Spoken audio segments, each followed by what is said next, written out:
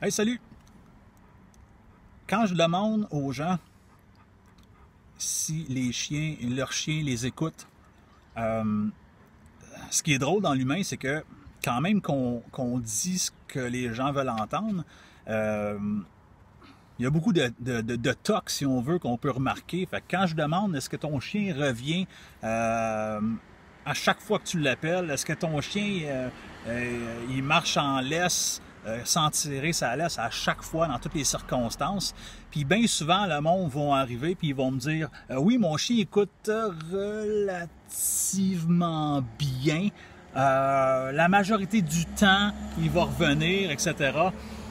Si vous êtes rendu à ça, OK, à dire ça, l'humain, on a toujours l'espèce de zone grise, OK? Dans la tête d'un chien, c'est blanc ou noir. Il y a le droit ou il n'y a pas le droit. OK? C'est exactement ça que le chien va toujours penser.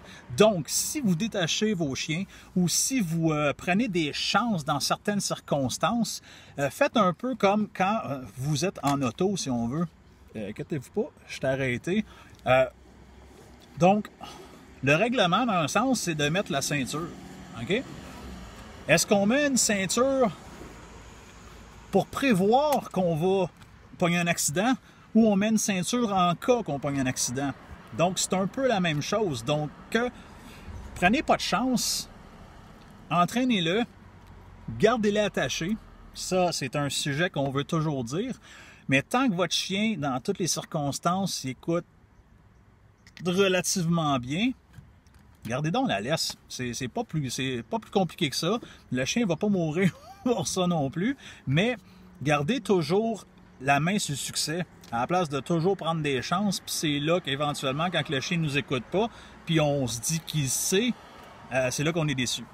Donc, ceinture de sécurité, en cas de pogner un accident, et non en prévoyant qu'on va pogner un accident.